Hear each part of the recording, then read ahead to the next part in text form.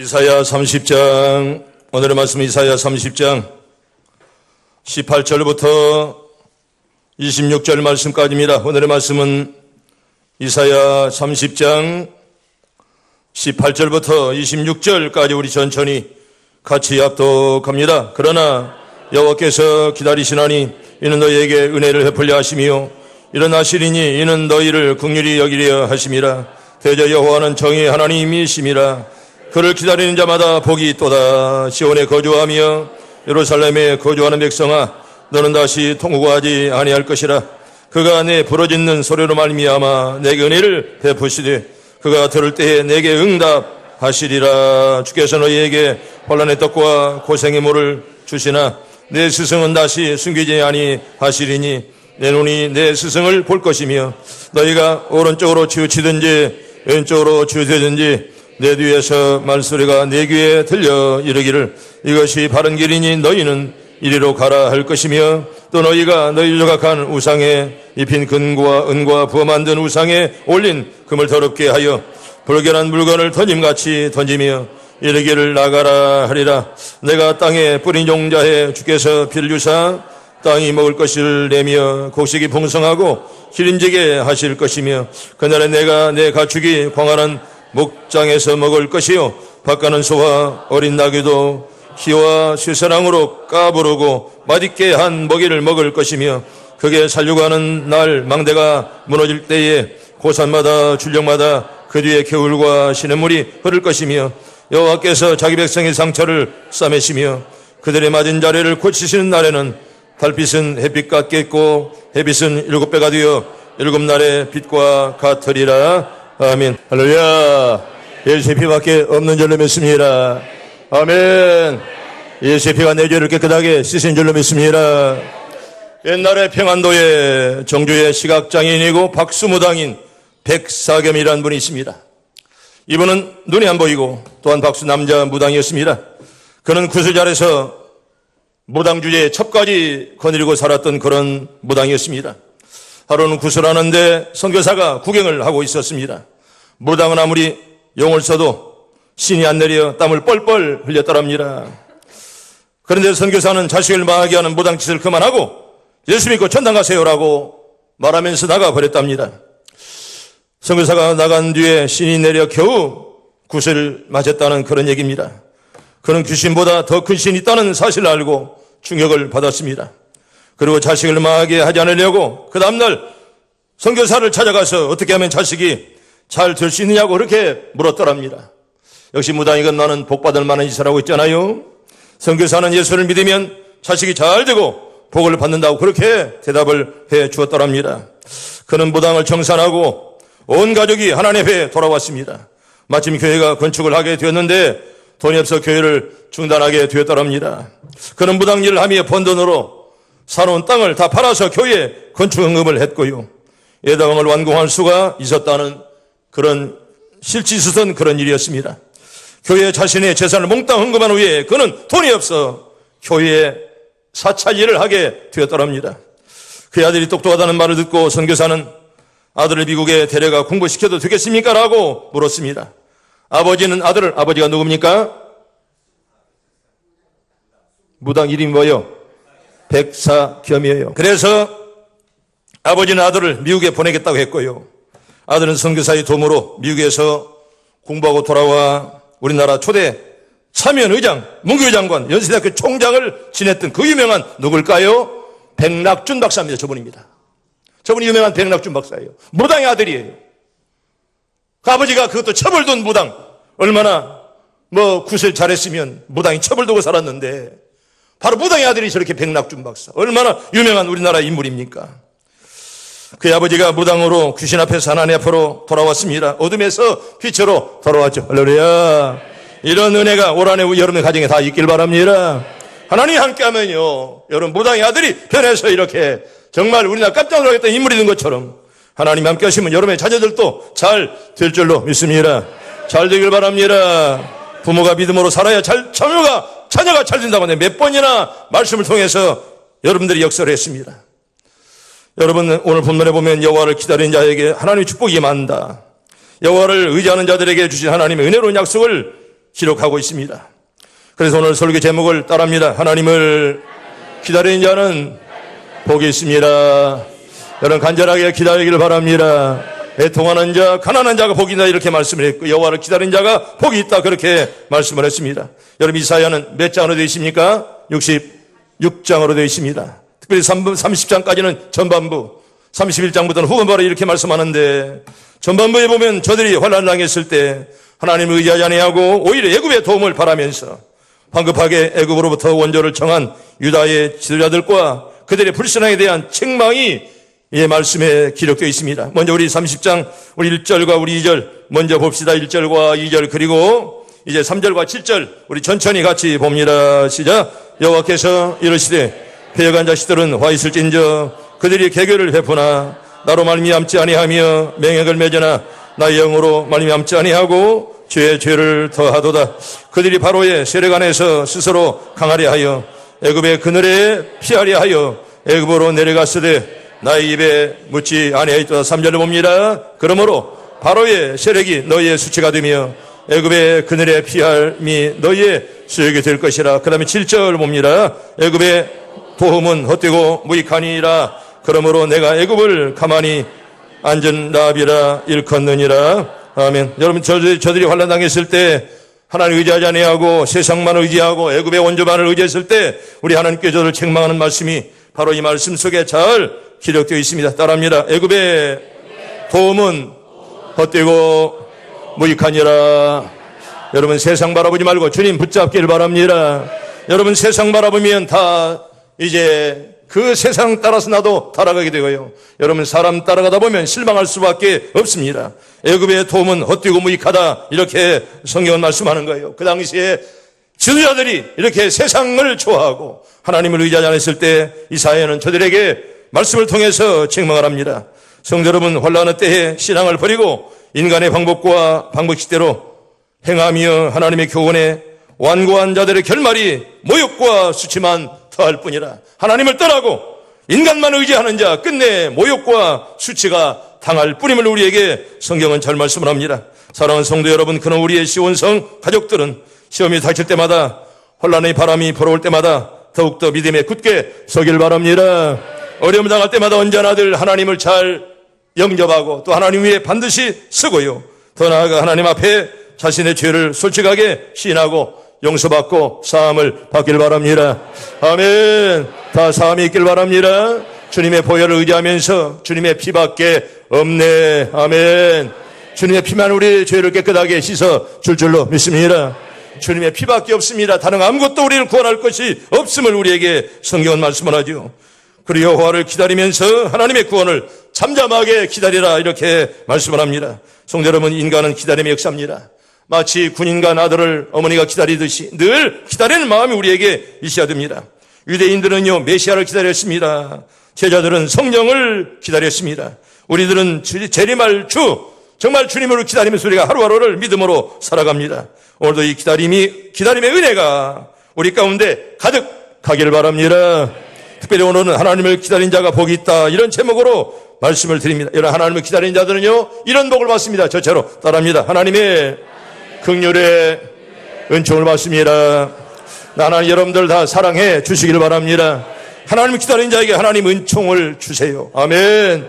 기다리지 않는 자에게 하나님 은혜를 주지 않습니다. 우리 본문 우리 18절 봅니다. 우리 18절을 천천히 같이 봅니다. 18절 시작. 그러나 여호와께서 기다리시나니 이는 너희에게 은혜를 베풀려 하시며 일어나시리니 이는 너희를 긍휼히 여기려 하심이라.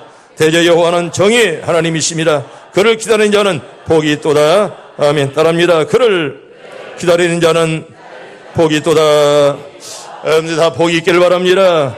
우리 하나님이 어떤 분이냐? 기다리는 분, 또한 일어나는 분 이렇게 말씀을 합니다. 인간들의 은혜를 베풀려고 이제 늘 기다리는 그 하나님, 오늘도 기다리는 여러분들에게 은혜가 있길 바랍니다. 또 하나 일어나는 분, 죄 많은 인간들에게 긍휼을 베풀기 위해서 일어나신다. 일어나시리니 이는 너희로 긍휼히 여기려 하심이라. 우리 하나님 우리에게 복 주려고 기다리시고 또한 일어나신다 이렇게 말씀을 하십니다. 또 하나 이사야 우리 30장 우리 13절과 우리 14절 천천히 봅니다. 시작. 이 죄악이 너희에게 마치 무너지려고 터진 담이 불쑥 나와 순식간에 무너진 것 같게 되리라 하셨은즉 그가 이 나라를 무너뜨리시되 토기장이가 그릇을 깨뜨린 같이 아낌없이 부수시리니 그 조각 중에서 아궁이에서 불을 붙이거나 물 웅덩이에서 물을 들 자도 얻지 못하리라. 아멘. 여러분, 이건 죗값이에요. 죗값으로 이렇게 된다는 것입니다. 담이 무너지며 순식간에 무너지리라. 네가 아무리 쌓아놓은 담도 순식간에 무너지리라. 또 이 나라를 하나님 무너뜨리고요, 토기장이가 그들을 깨뜨린. 여러분, 토기장이가 그릇을 깨뜨려 보세요. 뭐 사정없이 깨뜨리잖아요. 또한 아궁이에서 불을 붙이거나 웅덩이에서 물을 뜰 것이 없다. 왜? 하나님께서 죗값으로 저주를 주었으니 그들이 잘릴 리가 없다는 것입니다. 여러분, 이건 범죄한 까닭이요, 그들이 범죄한 까닭으로 그들의 죗값으로 이렇게 저주를 받는 거예요. 높은 담이 무너져버리고 토기장의 그릇이 깨진같이 완전히 깨지리라, 그렇게 말씀을 하신 것입니다. 누가 누구를 원망합니까? 자기의 죗값인데. 여러분, 자기의 죗값인데 누구를 원망합니까? 내 죗값인데 누구를 원망하냐? 그래도 여러분 깨닫는 자가 복될 줄로 믿습니다. 죄짓고 깨닫지도 못하고 자기가 잘못되는 걸 깨닫지 못한다면 그건 여러분, 예레미야가 말하는데, 예레미야가 그렇게 말했습니다. 짐승보다 못하다. 깨닫지 못하고 자기가 죄인 줄 모르면 짐승보다 못하다, 그렇게 말씀하는 거예요. 누가 누구를 원망합니까? 자기의 죗값인데. 네가 뿌려놓은 씨앗인데 누구를 원망하냐, 그런 말입니다. 여러분, 원망하는 사람들 가만히 바라보세요. 목사 원망하고 장로 원망하고 교회 원망합니다. 나라 원망하고요. 보면 볼 것이 하나도 없는 존재예요.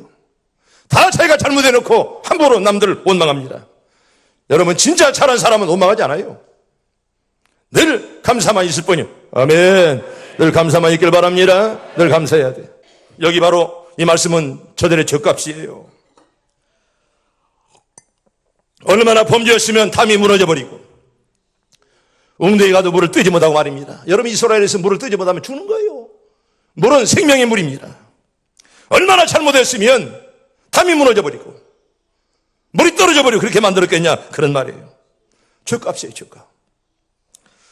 그런데 우리 하나님께서는 그 택한 백성들을 영영 버리지 않으시고 다시 구원하시기를 기다리는데, 왜 하나님께서 끝까지 기다리냐? 두 가지 때문에 기다립니다. 왜 기다리냐? 하나는요, 더욱더 겸손하게 하려고. 여러분 보세요. 백성들이 고난을 당하면 사람이 겸손해지는 거예요. 승승장구하는 사람을 보면 교만합니다. 때때로 한번 하나님께서 징계를 탁 채찍을 때리면 그때서야 겸손합니다. 내가 잘못했구나. 겸손하라고 하나님이 그때까지 참고 기다리고요. 두 번째는 백성들로 하여금 자신들의 죗값을 직접 감당하게 하심으로 하나님의 공의를 만족해 하려고 하나님이 기다리는 거예요. 탕자가 올 때까지 기다리듯 우리 하나님께서 기다리십니다. 나 여러분들이 주 앞으로 다 돌아오기를 바랍니다. 이제 세상 길로 갔던 자, 주님을 떠난 자, 교회를 떠난 자, 마음은 여기 육신은 와 있을지라도 마음이 떠난 자들 주 앞으로 와야 됩니다. 여러분, 주 앞에 올 때 그게 행복이 있고 만족이 있고 은혜가 있지, 여러분 마음이 떠나면 여러분 절대로 기쁨과 은혜가 있을 수가 없습니다. 성도 여러분, 이유 없는 고난이 없습니다. 여러분, 다 이유가 있어요. 고난당하면. 물론 어떤 때는 억울하죠. 내가 이렇게 믿음 생활 잘하는데 왜 하나님 나 이런 징계를 줄까? 억울할 때가 있어요. 그러나 어떤 이유, 어떤 어려움 속에서라도 원망하거나 불평하지 말고 오히려 고난과 역경을 통해서 여러분들의 믿음이 더욱더 성숙해지기를 바랍니다. 쑥쑥 자라기를 바랍니다. 고난과 고통 속에 여러분 회개하지 않으면 아플 뿐이에요. 아픈 뒤에 믿음이 성숙해야지. 아프기만 하고 성숙하지 못하면 여러분 아픈 것이 얼마나 억울합니까? 때때로 억울하고 때때로 역경과 고통이 닥칠 때마다 여러분 절대로 불평하지 말고 잠잠히 기도하면 하나님이 더 좋은 길로 인도해 줄 줄로 믿습니다. 성도 여러분, 우리 하나님께서는 이스라엘이 회개하기를 기다리시고요, 그에게 은혜와 긍휼을 베풀려고 기다리고 계십니다. 그 하나님이 바로 공의로운 하나님이십니다. 회개하기를 기다리고 또 잘못했으면 죗값으로 하나님이 채찍하세요. 이게 바로 공의로운 하나님이십니다. 공의로우신 하나님은 죄를 회개하지 않는 어떤 자에게라도 절대로 은혜를 베풀지 않습니다.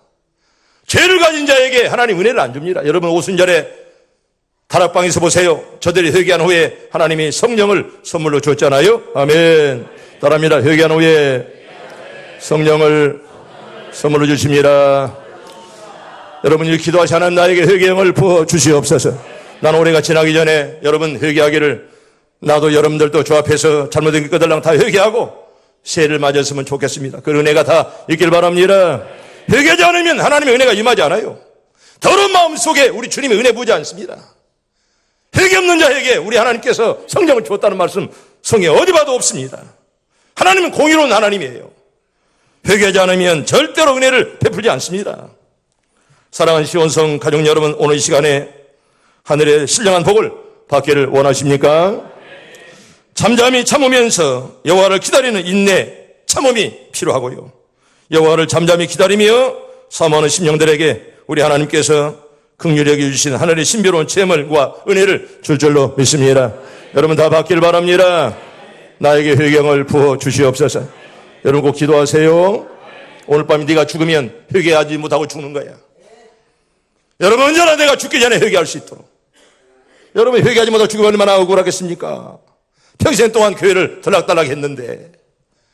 그래서 하나님, 내가 오늘 밤에 나를 불러가도 회개하고 갈 수 있는 은혜를 주시옵소서. 여러분 그렇게 기도하기를 바랍니다. 두 번째로 따라합니다. 기도에 응답받습니다. 어떤 자에게 줍니까? 기다린 자에게 줘요. 누구에게? 기다린 자에게. 기다린 자에게 기도 응답을 주지, 기다림이 없는 자에게 은혜 안 줍니다. 기다려야 기도 응답을 준다는 거예요. 여러분 생각해 보세요. 우리 하나님께서 회개한 자들에게 은혜 베풀어 주신다고 말씀했는데 그 방편이 뭘까요? 기도요. 기도를 통해서 우리가 은혜를 하나님이 주신다는 아니겠습니까? 따라합니다. 그가 들으실 때에 너에게 응답하시리라. 나입니다. 응답받기를 바랍니다. 응답받는 역사가 꼭 있기를 바랍니다. 물론 진정한 회개가 통과된 기도가 있어야 됩니다. 주여 구원하소서, 우리가 죽겠나이다. 제 아들이 기도한 것처럼.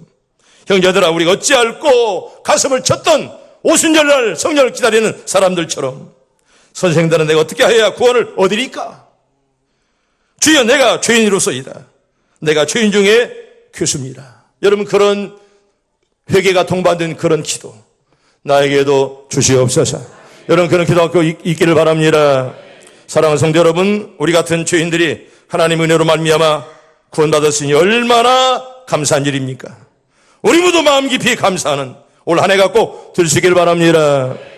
여러분 나 같은 죄인이 하나님 앞에서 기도하게 된 거, 이것이 바로 하나님의 은혜요, 하나님의 긍휼과 은총 아니겠습니까?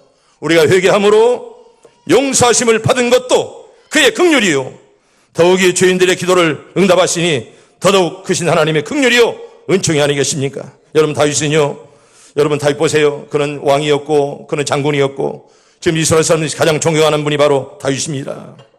그런데도 그가 범죄했습니다. 간음죄를 범했습니다. 기가 막힌 웅덩이와 수렁에 빠져 어찌할 수 없는 공경에 빠진 적이 있지만 그는 늘 기도하며 회개했습니다. 다윗은 서슴지 않고 이렇게 기도합니다. 오 하나님이여, 내가 여호와를 기다렸더니 내 기도에 귀를 기울이사 나의 부르짖음을 들으셨도다. 나를 기가 막힌 웅덩이와 수렁에서 끌어올리시고 내 발을 반석 위에 두사 내 걸음을 견고케 하였나이다. 아멘. 여러분 내 걸음들이 다 견고해지길 바랍니다. 내가 기가 막힌 웅덩이에 빠졌다. 여기 수렁에 빠진 교인들 몇 있어요. 내가 보면 영적으로 지는 뭐 뻔뻔한 처지만은 내가 볼 때 수렁에 빠져 있어요. 지금 웅덩이에 빠져가지고 허우적거리고 있어요. 이렇게 기도하시, 주님 나에게 새심을 주시옵소서, 능력을 주시옵소서. 기도하세요. 웅덩이에 빠져가지고 지금 죽을 줄 모르고 자꾸 허우적거리고 있어요. 나오세요. 나오세요. 나오세요. 나오길 바랍니다. 나오지 않고 그게 빠져 죽을랍니까? 그 수렁에. 여러분 자신이 수렁에 빠졌다는 것이 인정해야 돼요. 인정하지 않으면 절대로 회개할 수가 없죠. 지 혼자 잘났고 지 혼자 은혜가 충만한데 남들은 다 알아주지 않고 목사가 무시해도 자기 혼자 은혜가 충만해. 그 은혜가 충만한 것이겠습니까? 그게 지금 웅덩이에 빠져가지고 허우적거리고 있어요. 지금 나는 한 사람도 우리 교인들이 잘못됨이 교인이 아니라 다 소령에서 나와서 믿음 앞에 하나님 앞에 바로 설 수 있기를 바랍니다. 여러분 다윗이 범죄했을 때 하나님이여, 내가 주님을 기다립니다. 내가 기가 막힌 웅덩이에 빠졌습니다. 자신을 인정했어요. 나는 죄인입니다. 인정해야 돼요. 성도 여러분, 하나님께서는 우리의 기도를 응답하시되 가장 적절한 시기에 가장 좋은 때에 가장 좋은 방법으로 우리에게 응답할 줄로 믿습니다. 여러분, 하박국 2장 우리 3절이 이렇게 말합니다. 뭘까요? 자, 봅니다. 시작. 이복신은 정한 때가 있나니 그 종말이 속히 이르겠고 결코 거짓되지 아니하리라. 비록 터질지라도 기다리라. 시체되지 않고 반드시 응하리라. 아멘. 따라합니다. 비록 터질지라도 기다리라. 시체되지 않고 반드시 응하리라. 하나님이 사랑하는 자는 반드시 합력의 선을 이룰 줄로 믿습니다. 하나님이 사랑하는 자는 하나님 버리지 않으셨어요. 여러분, 악인은 넘어지면 끝장나지만은 하나님이 사랑하는 자는 넘어져도 또 일어날 줄로 믿습니다. 우리 교인들 다 그랬으면 좋겠어. 때때로 시험 들고 어려움 당해서 있지 않아요. 그럴지라도 하나님이 함께 하셔서 아멘. 다 일어서길 바랍니다. 여러분, 반드시 응하리라. 반드시 하나님이 응답하십니다. 그럼 우리는 그 시간까지 인내로서 참고 견디는 그런 신앙을 가져야 됩니다. 세 번째로 위대한 지도자를 만납니다. 여러분, 본문 20절에 볼까요? 20절 천천히 20절 봅니다. 20절 시작. 주께서 너희에게 환난의 떡과 고생의 물을 주시나 내 스승은 다시 숨기지 아니하시리니 내 눈이 내 스승을 볼 것이며 아멘. 여러분, 환난의 떡과 고생의 물, 우리 말씀을 잘 이해해야 됩니다. 이게 참 어려운 귀절입니다. 환난의 떡과 고생의 물을 무엇을 의미하느냐 그런 말입니다. 여러분, 떡과 물은 우리가 생명을 유지하는 데 꼭 필요하잖아요. 떡과 물이 없으면 우리가 생명을 유지할 수 없습니다. 그런데 왜 환난의 떡과 왜 고생의 물입니까? 어째서 여기 본문에는 왜 떡을 환난의 떡이라, 왜 물을 고생의 물이라 그렇게 말했을까요? 왜 그랬을까? 여러분, 지금 이스라엘 백성들이 뭐 하고 있어요? 지금 포로 생활을 살고 있어요. 넉넉한 빵이 나올 리가, 떡이 나올 리가 없지요. 넉넉한 물이 나올 리가 없습니다. 조금 음식 주고 조금 물을 줍니다. 그래서 환난의 떡이고 고생의 물이라. 얼마나 어려운 가운데서 얻어먹는 그런 떡, 그런 물. 그래서 여기 보면 환난의 떡이고 고생의 물이라 이렇게 말씀하는 것입니다. 바벨론의 지배 속에서 가진 고난과 고초를 겪으면서 조금밖에 받지 못해요. 떡도 물도. 그냥 죽지 않을 정도로만 줍니다. 그래서 이게 고생의 떡이요, 이제 환난의 떡이요, 고생의 물이라 이렇게 말씀하시는 것입니다. 여러분, 그런 놀라운 사실은 이런 육체적인 고통에도 불구하고 영적으로는 더더욱 풍성해지라고 이렇게 우리에게 말씀하는 거예요. 할렐루야. 감사하길 바랍니다. 아무리 힘들고 어려워도 하나님이 살아계시니 아멘. 하나님은 더 좋은 대로 인도해 줄 줄로 믿습니다. 정말 저들이 고생의 떡과 환난의 떡과 고생물을 먹으면서라도 너희의 영적으로 너희가 밝아지리라 이렇게 말씀하는데요. 너희가 이렇게 힘들고 어려워도 반드시 내가 너와 함께 하겠다는 하나님의 놀라운 음성들 여러분 다 듣길 바랍니다. 여러분, 성도 여러분, 인간이 고해 같은 세상을 살아갈 때 때때로 방황하게 됩니다. 얼마나 여러분 사는 것이 쉽지 않아요. 사는 것이 어렵습니다. 그러나 그 방황하는 순간에 나를 방황해서 구출해 주시는 인도자를 만난다는 것 참으로 귀하고 아름답습니다. 오늘도 말씀 여러분들을 좋은 길로 이끌어 주시길 바랍니다. 언제나 하나님께서 우리를 좋은 길로 인도하시고 우리 하나님께서는 많은 선지자들을 이 땅에 보내셔서 갈 길을 모르고 이리저리 방황하는 당신의 백성들을 인도하도록 우리 하나님이 그렇게 교회를 보내고 지도자들을 이 땅에 보내놓았습니다. 아무쪼록 이제 며칠 남지 않은 올해도 하나님께서 여러분들을 선한 길로 인도해 주시기를 바랍니다. 순탄하기를 바랍니다.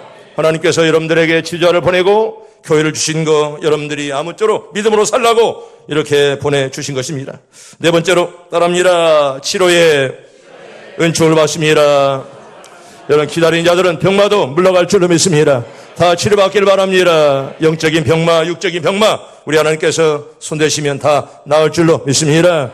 여러분, 성경 볼까요? 이사야 30장 우리 26절 우리 한 절만 봅니다. 이사야 30장 26절 천천히 봅니다. 시작. 여호와께서 자기 백성의 상처를 싸매시며 그들이 맞은 자리를 고치시는 날에는 달빛은 햇빛 같겠고 햇빛은 7배가 되어 7날이 빛과 같으리라. 아멘. 따라합니다. 7배의 축복. 할렐루야. 이런 은혜 여러분 다 맛보길 바랍니다. 달빛은 햇빛 같겠고 햇빛은 7배가 되어 7날이 빛과 같으리라. 7배의 그런 축복을 말씀. 7날의 그런 복 7배가 되리라 이렇게 말씀을 합니다. 여러분 성경에 보면 이스라엘 보면 땅의 곡식과 목장의 가축들이 잘 될 것이다. 땅들이 비옥하리라. 여러분 그때는 농경사이기 때문에 땅들이 잘 되어야 됩니다. 그래서 땅의 곡식들이 잘 되고 목장의 가축들이 많아지리라. 또 25절에 보면 그들의 적은 패배하고 계곡에는 맑은 물이 흘러갈 것이라. 이게 하나님의 축복입니다. 26절에 보면 여호와께서 백성들의 상처를 싸매고 그들이 맞은 자리를 고쳐주겠노라 이렇게 약속을 합니다. 그렇게 되는 날에 달빛은 햇빛 같겠고 햇빛은 7배가 되어 7날의 빛과 같으리라. 아멘. 따라합니다. 7날의 빛과 같으리라. 여러분 그런 복 받고 싶지 않으세요? 원하고 사모하길 바랍니다. 사모하는 자에게 하나님이 줄 줄로 믿습니다. 7날의 축복. 아멘. 따라합니다. 나에게도 7날의 복을 주옵소서. 여러분 이런 복들 다 받기를 바랍니다. 7날의 축복 말입니다. 하나님께서는 경건한 자들에게 말씀으로 사는 자들에게 어제보다 오늘보다 내일이 더 잘되게 만들어줄 줄로 믿습니다. 아름다운 장미 정원을 가꾸는 정원사가 있었더랍니다. 어느 날 그는 한 그루에 가시나무를 심었습니다. 가시나무는 막 찌르는 것이죠. 잎사귀가 없습니다. 가시나무를 생각했습니다. 정원사가 자기를 아마 장미로 착각했는가. 그래서 나를 심었지만 얼마 후에 아마 정원사가 나를 뽑아버릴 거야. 가시나무가 자기 처지를 잘 알았습니다. 그런데 정원사는 가시나무를 정성껏 가꿨습니다. 왜 가꿨을까요? 얼마 지나지 않아서 정원사는 날카로운 칼로 사정없이 가시나무를 베었습니다. 왜 베었을까요? 그는 아팠지만은 자신의 운명이나 체념을 했습니다. 잠시 후에 정원사는 정원에서 가장 아름다운 장미 가지를 자기 몸에 접붙여 주었습니다. 정신을 차린 가시나무는 자신이 더 이상 보잘것없는 가시나무가 아니라 이제는 뭐가 되었어요? 장미나무가 되었다는 것을 드디어 깨닫게 되었더랍니다. 예전에 자신을 거들떠보지도 않았던 사람들도 야 아름다운 꽃을 가진 장미나무로구나 이렇게 감탄하면서 칭찬해 주었습니다. 가시나무는 자신의 가치를 알아준 정원사가 너무나 고마워서 눈물을 흘리며 감사했더랍니다. 성도 여러분, 우리는 가시나무 같은 존재였습니다. 그런데요, 하나님께서 우리에게 예수님을 보내주었습니다. 우리는 그래서 예수나무죠. 아멘. 깨닫기를 바랍니다. 가시나무가 장미나무가 된 것처럼 나도 가시나무였는데 예수님 때문에 예수나무가 되었고, 그렇지만 여전히 가시나무의 본성을 우리는 가지고 살고 있습니다. 남을 찌르며 상처 주고 꼭 좋은 일보다 나쁜 일을 하면서 살아갈 때가 종종 많이 있더라 그런 날입니다. 그런데 오늘은 가시나무가 아닌 예수나무가 되어서 종일토록 예수님의 향기로 진동할 수 있기를 바랍니다. 옆 사람과 인사합니다. 예수나무가 됩시다. 여러분 예수나무처럼 오늘도 향기를 날리면서 살기를 바랍니다. 예수나무가 된 거 얼마나 감사한지. 여러분 나는 예수나무다 사실을 기다리면서 오늘 하루는 두 손 모아 여호와를 기다리면서 하나님을 사모하며 살기를 바라고, 올해도 얼마 남지 않았습니다. 하나님의 긍휼을 늘 바라보고 또 기대 응답을 바라보면서 하나님의 영광을 바라보며 7날의 빛과 같은 7배나 더 강건해지는 치료의 은혜를 하나님이 주시기를 바랍니다. 나는 병마가 다 물러가기를 바랍니다. 마음의 근심과 걱정 다 물러가고 내 마음속에 평안만이 찾아오기를 바랍니다. 이런 신비함이 여러분들의 앞길에 가득하기를 바랍니다.